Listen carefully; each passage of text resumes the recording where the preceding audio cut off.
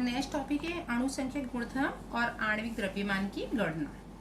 तो बच्चों, जब एक अवाष्पशील विलय विलायक में डाला जाता है तब विलयन का वाष्पदाब घटता है। ये हमने राउल्ट के नियम में देखा है। विलयन में कई गुण वाष्पदाब के अवनमन से संबंधित होते हैं और वो हैं विलायक के वाष्पदाब का आपेक्षिक अवनमन, अवनमन का मतलब कमी, विलायक के हिमांक का अवनमन यानी हिमांक में कमी, विलायक के क्वथनांक का उन्नयन, क्वथनांक का उन्नयन यानी क्वथनांक में वृद्धि, और चौथा पॉइंट है विलयन का परासरण दाब। अब इनके बारे में ही हमको आगे पढ़ना है। नेक्स्ट क्वेश्चन है मोलल उन्नयन स्थिरांक अर्थात क्या, मोलर स्थिरांक का सूत्र प्राप्त करो। इसके पहले एक डेफिनेशन है वो समझ लीजिए आप। पहले क्वथनांक बिंदु किसे कहते हैं, तो जिस तापमान पर किसी भी द्रव का वाष्प दाब एक बार हो उस तापमान का द्रव का क्वथनांक बिंदु कहलाता है। उस तापमान को द्रव का क्वथनांक बिंदु कहते हैं। जैसे कि शुद्ध विलायक की अपेक्षा उससे बनाए गए विलयन का वाष्प दाब कम होता है और तापमान बढ़ने पर वाष्प दाब बढ़ता है। जिससे कि शुद्ध पानी है उसका 373 केल्विन तापमान पर वाष्प दाब एक बार होने पर वो उबलता है। इन शॉर्ट, किसी भी विलयन का क्वथनांक बिंदु पर उसका वाष्प दाब एक बार होता है। अब ये हम पढ़ चुके हैं राउल्ट के नियम में कि अवाष्पशील विलय में वाष्पशील विलायक मिलकर अगर विलयन बनाता है तो बनने वाले विलयन का वाष्प दाब क्या होता है, कम होता है, लेकिन क्वथनांक में वृद्धि होती है। शुद्ध विलायक की अपेक्षा उसके बनने वाले विलयन का क्वथनांक बिंदु अधिक होता है और क्वथनांक में होने वाली इस वृद्धि को क्या कहा जाता है, क्वथनांक उन्नयन कहा जाता है। अब मोलल उन्नयन स्थिरांक अर्थात क्या, तो बच्चों 1 किलोग्राम अगर हम विलायक में 1 ग्राम आणविक द्रव्यमान जितना वजन का अवाष्पशील विलय घुलाकर विलयन बनाए तो विलयन के क्वथनांक में होने वाली वृद्धि को मोलल उन्नयन स्थिरांक KB कहते हैं।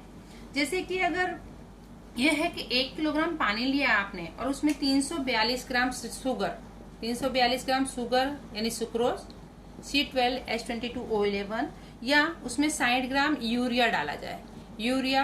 यूरिया का अणुभार कितना होता है 60, या उसमें 180 ग्राम ग्लूकोज मिलाया जाए तो विलयन के क्वथनांक में होने वाली वृद्धि समान होती है। आप यहाँ पे नोट कीजिए 342 ग्राम शुगर यानी 1 मोल, 60 ग्राम यूरिया मतलब 1 मोल और 180 ग्राम ग्लूकोज यानी 1 मोल। यानी इसका मतलब ये हुआ कि क्वथनांक में होने वाली जो वृद्धि है इसमें एक समान है और यहाँ पे मिलाए गए जो वे है उसकी मात्रा भी क्या है, समान है।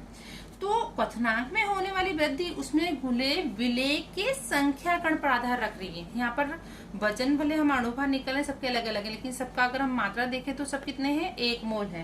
दैट मीन्स क्वथनांक में होने वाली जो वृद्धि है किस पे डिपेंड कर रही है, विलय के संख्या कण पर डिपेंड कर रही है। अब विलय के स्वभाव पर आधार रखती नहीं है, इसलिए वह विलयन कैसा का है, संख्यात्मक गुणधर्म है। क्वथनांक में होने वाली वृद्धि जो है, विलयन का क्वथनांक संख्यात्मक गुणधर्म नहीं है, लेकिन क्वथनांक में होने वाली जो वृद्धि है वो कैसा है, संख्यात्मक गुणधर्म है। अब आप यहाँ पर एक डायग्राम देख रहे हैं वाष्प दाब वर्सेस तापमान की। तो शुद्ध विलायक और उससे बनाया गया, यहाँ पर हमने शुद्ध विलायक और उससे बनाए गए विलयन, दो अलग अलग डॉट्स वाली लाइन आपको दिख रही है। तो उसके लिए वाष्प दाब वर्सेस तापमान का ग्राफ बनाया है। यहाँ पर ये शुद्ध विलायक के लिए लिया गया है क्वथनांक T0B और विलयन के लिए लिया गया है क्वथनांक T। तो शुद्ध विलायक की अपेक्षा उससे बनने वाले विलयन के क्वथनांक में क्या हो रही है बच्चों, वृद्धि हो रही है। ये विलायक का क्वथनांक और ये विलयन का क्वथनांक, तो अलग अलग तापमान पर आलेख आपको दर्शाया गया है। तो माना कि शुद्ध विलायक का क्वथनांक T0B और विलयन का क्वथनांक कितना है TB, तो डेल्टा TB क्या हो जाएगा, डेल्टा TB बराबर आपको मिल जाएगा TB माइनस T0B, घटेगा ना, TB माइनस T0B, ये आपको डेल्टा TB की वैल्यू मिलेगी, यानी विलयन के क्वथनांक से विलायक का क्वथनांक कम है। अब हम आगे देख रहे हैं इसका इलस्ट्रेशन कैसे करना है। तो delta TB proportional to M लिखा है मैंने, दिख रहा है सभी को, डेल्टा TB प्रोपोर्शनल M। तो क्वथनांक उन्नयन डेल्टा TB आदर्श विलयन में रहे विलय की मोलल सांद्रता दैट मीन्स मोलालिटी जो आप आगे पढ़ चुके हैं के समानुपाती होती है। क्वथनांक में होने वाली वृद्धि डेल्टा TB मोलल सांद्रता के समानुपाती होती है। Therefore delta TB is equal to KB into M। तो M मोलारिटी का फॉर्मूला क्या होता है, 1000 into W2 upon M2 into W1। अब इसको कन्वर्ट करें डेल्टा टीवी में इसकी कीमत रखते हैं, तब मिलता है आपको KV into 1000 into W2 upon M2 into W1। KV को के उसमें करेंगे तो आपको ये फॉर्मूला मिल रहा है। अब एक मोलल उन्नयन के क्वथनांक उन्नयन को उस विलायक का मोलल उन्नयन स्थिरांक क्या कहा जाता है, केवी कहा जाता है। और इसका मात्रक भी हम फाइंड कर सकते हैं, इसमें से केल्विन किलोग्राम मोल इनवर्स होगा। ये एमसीक्यू में क्वेश्चन आ सकता है कि केवी का फॉर्मूला या उसकी इकाई क्या होती है। तो केवी का फॉर्मूला तो ये रहा, और इसकी इकाई, इस पर से आप इकाई ज्ञात करना 11th में सीख चुके हो, तो ये इसकी इकाई हो जाएगी। अब इसी पर से अगर हमको विलेय का अणुभार ज्ञात करना है तो इसको हम कन्वर्ट कर देंगे अणुभार में, तो विलेय का अणुभार भी ज्ञात कर सकते हैं। M2 W2 किसके लिए है, विलेय के लिए है। W1 किसके लिए, विलायक के लिए। केवी क्या है आपका यहाँ पर उन्नयन स्थिरांक है, मोलल उन्नयन स्थिरांक है। डेल्टा टीवी है क्वथनांक उन्नयन। तो इस तरह आप इसका फॉर्मूला प्राप्त कर सकते हैं, और ये पूरा फॉर्मूला के साथ और डायग्राम के साथ आपको क्वेश्चन लिखना पड़ता है, और ये 4 मार्क्स में आता है, और 4 मार्क्स के लिए मोस्ट इंपोर्टेंट क्वेश्चन है। अब इसके नेक्स्ट क्वेश्चन पे जाते हैं। नेक्स्ट क्वेश्चन है हिमांक अवनमन स्थिरांक अर्थात क्या, मोलल अवनमन स्थिरांक का सूत्र प्राप्त करो। सेम क्वेश्चन है, जस्ट उसका उल्टा, that is the boiling point और it is the freezing point. दोनों में खास अंतर नहीं है। इसमें हमको हिमांक की बात करनी है। तो जिस तापमान पर पदार्थ को विलायक अथवा विलयन की ठोस और द्रव अवस्था साम्य में हो, उस तापमान को उस पदार्थ का हिमांक कहते हैं। अब हिमांक का स्थिरांक यानी अवनमन है। अवनमन का मतलब क्या होता है, घटना।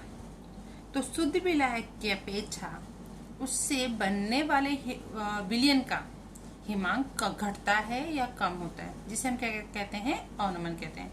आप वैसे भी जनरली देखो, फ्रिज में बर्फ जो है, बर्फ रखोगे, पहले पानी रखोगे तो बर्फ जल्दी से जम जाती है, लेकिन उसमें आप कोई एसेंस डाल दो, बर्फ की जो ट्रे होती है उसमें कोई एसेंस मिला दो, एसेंस मिला दोगे तो बर्फ जल्दी से नहीं जमती है, क्योंकि वो विलयन बन जाता है।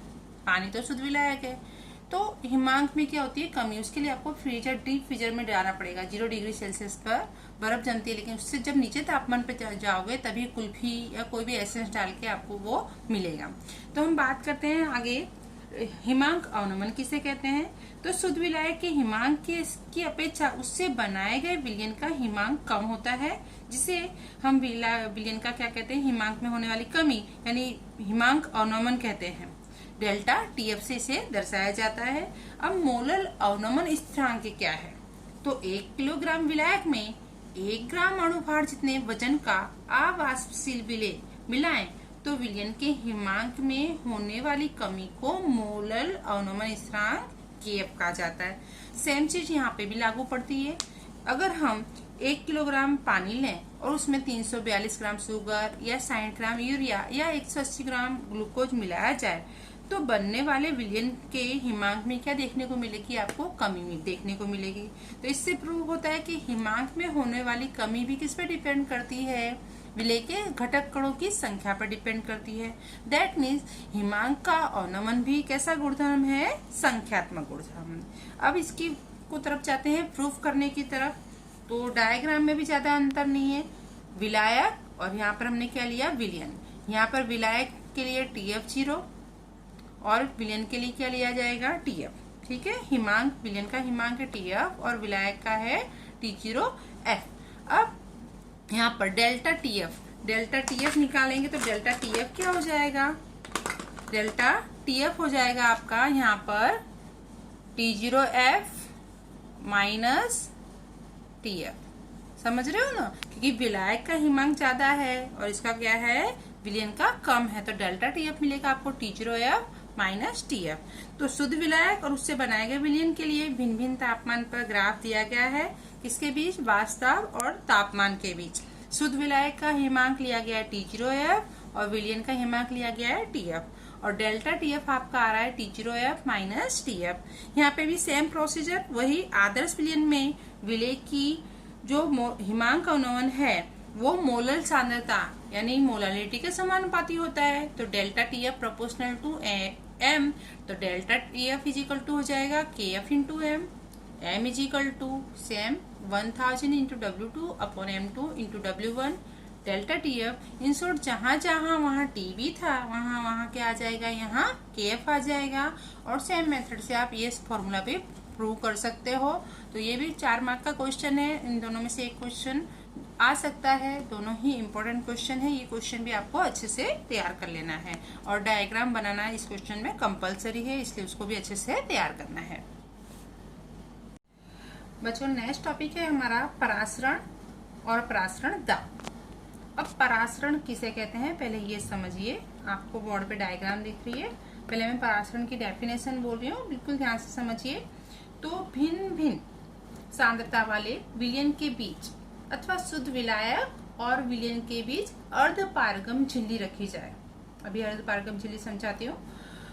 के बीच अर्धपारगम झिल्ली रखी जाए तो क्रमशः कम सांद्रता वाले विलयन से अधिक सांद्रता वाले विलयन की तरफ अथवा शुद्ध विलायक से विलयन की ओर विलायक का प्रवाह अपने आप चालू हो जाता है, स्वतः चालू हो जाता है या अपने आप चालू हो जाता है।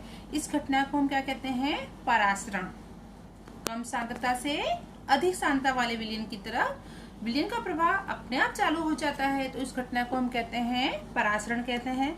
और इसे ओस्मोसिस, ग्रीक शब्द होता है ओस्मोसिस, जिसका अर्थ होता है पुश यानी धकेलना, उस पर से लिया गया है।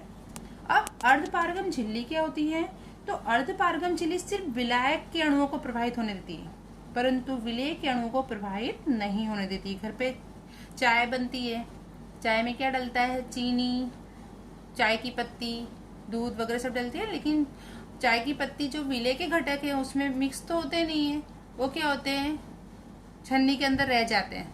और आप चाय पीते हो तो वो विलेय के घटकों को नहीं निकलने देते। किसको निकलने देते हैं, मात्र विलायक के घटकों को।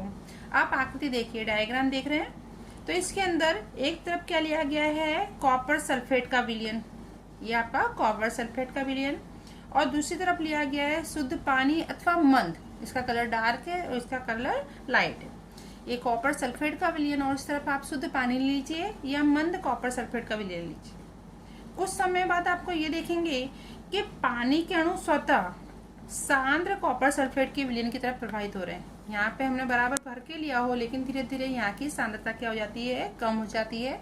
यहाँ के अणु इस तरफ अपने आप जाने लगते हैं और इस स्वयंभू धारा दोनों तरफ मध्य साम स्थापित हो तब तक रुक जाती है, तब तक नहीं रुकती जब तक इनके बीच साम स्थापित ना हो। परासरण के कुछ उदाहरण आप घर पे देख सकते हैं, जैसे सूखी द्राक्ष आती है ना, किशमिश, उसको आप पानी में डाल दीजिए, आप देखेंगे फूल जाएगी। मुरझाए हुए फूल हों तो उनको पानी में रखने पर वे ताजे बन जाते हैं, या रक्त कण को लवण युक्त पानी में रखने पर वे संकुचित हो जाते हैं। ये सब किसके उदाहरण हैं, परासरण के उदाहरण हैं। हमारे रोम छिद्र भी हैं कोष के, वो भी अर्धपारगम झिल्ली की तरह कार्य करते हैं। जैसे अर्धपारगम झिल्ली में क्या ले सकते हैं आप, वनस्पति की कोष की दीवार है, प्राणी कोष की दीवार है, प्राणियों के मूत्राशय की थैली है, या दूसरे कृत्रिम अर्धपारगम झिल्ली में लें तो पार्चमेंट पेपर आता है, या सेलोफेन आता है, बटर पेपर, कॉपर फेरोसाइनाइड, ये सब किसके उदाहरण है, कृत्रिम अर्धपारगम झिल्ली के उदाहरण है। तो अर्धपारगम झिल्ली में भी हम दो प्रकार ले सकते हैं। ये जो मैंने रेड लाइन से यहाँ दर्शाया है अर्धपारगम झिल्ली है, जो मात्र किसको निकलने देती है, विलायक के घटकों को निकलने देती है। इसमें विलेय के घटक होंगे तो उनको ये निकलने नहीं देगी। तो अर्धपारगम झिल्ली का कार्य क्या होता है, विलायक के घटकों को प्रभावित होने देती है, लेकिन विलेय के घटकों को प्रभावित होने नहीं देती है। परासरण आई थिंक सो समझ में आ गया होगा। कम सांद्रता वाले विलयन से अधिक सांद्रता वाले विलयन की तरफ, कम से अधिक की तरफ विलयन का जो स्वतः प्रवाह होता है उसे क्या कहते हैं, परासरण कहते हैं। अब आता है परासरण दाब।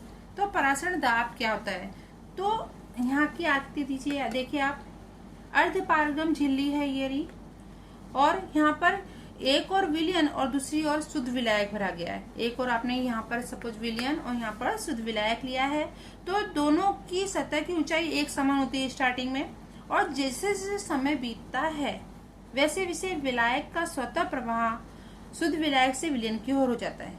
इसलिए शुद्ध विलायक से विलयन की ओर जाता है। शुद्ध विलायक और विलयन की सतह ऊंचाई में क्या होता है, परिवर्तन होता है, और इस पर एक न्यूनतम दाब लगाते हैं, या अपने आप जो दाब लगाता है जिससे ये प्रवाह रुक जाता है।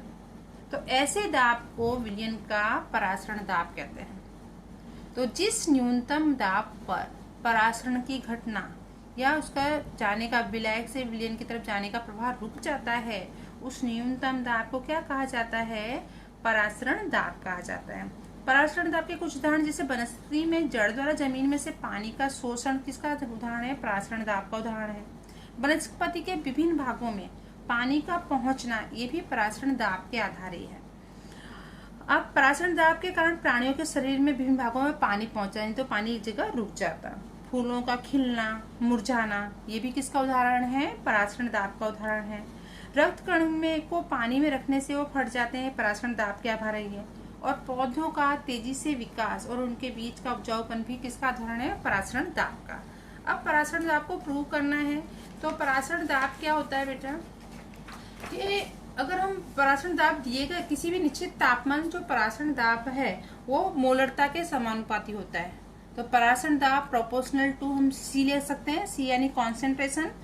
पाई इक्वल टू क्या हो जाएगा? CRT, जहाँ ये तापमान हो गया, R आपका गैस नियतांक है और C क्या है? आपका कॉन्सेंट्रेशन। सांद्रता का सूत्र क्या होता है? मोल बटे आयतन। तो विलय के लिए हम ले ले रहे हैं, इसलिए N2/V आ गया यहाँ पर। अब N2 का वैल्यू क्या होता है? वजन बटे अणुभार। तो you can write N2 = W2/M2। Then pi V, यहाँ पर V सेट जाएगा, तो you can write pi V = N2/R2। अब यहाँ पर ये मिला आपको पाई V = W2/M2। यहाँ पर हम लिख सकते हैं पाई V = W2/M2/RT। Now you can right M2। अगर हमको M2 फाइंड करना है यानी विलय का अणुभार फाइंड करना है, तो भी आप इससे निकाल सकते हैं, तब मिलेगा W2RT/पाई V। तो परासरण दाब की मदद से आप विलय का अणुभार भी ज्ञात कर सकते हो। इसके बाद इसमें 2-3 डेफिनेशन है बेटा कि समपरासरी विलयन किसे कहते हैं, हाइपरटोनिक और हाइपोटोनिक विलयन कैसे कहते हैं। तो मैं ओरली आपको समझा दे रही हूँ। तो जिन विलयनों के परासरण दाब स्थिर तापमान और पर समान हो, ऐसे विलयनों को समपरासरी विलयन कहते हैं। और समपरासरी विलयनों को अर्धपारगम झिल्ली द्वारा अलग करने पर उनके बीच परासरण नहीं होता है। क्यों नहीं होगा? क्योंकि सांद्रता समान होती है, यानी जब समान परासरण दाब होगा, समपरासरी विलयनों में परासरण की घटना रुक जाएगी। दूसरी चीज आती है कि अगर दो अलग अलग विलयन हो कि भिन्न भिन्न सांद्रता वाले दो विलयन हो, जिस विलयन का परासरण दाब कम होगा उस विलयन को अधिक परासरण दाब वाले विलयन के सापेक्ष हाइपोटोनिक विलयन कहेंगे, और जिस विलयन का परासरण दाब अधिक होगा उसको कहेंगे हाइपरटोनिक विलयन। इसके भी एग्जाम्पल्स और MCQ के लिए आप प्रिपरेशन करेंगे। इसी के साथ हमारे इस चैप्टर की सारी थ्योरी कंप्लीट होती है। इस विलयन चैप्टर को आप अच्छे से तैयार करेंगे एंड नेक्स्ट टॉपिक में या नेक्स्ट लेक्चर में हम नए टॉपिक के साथ मिलते हैं।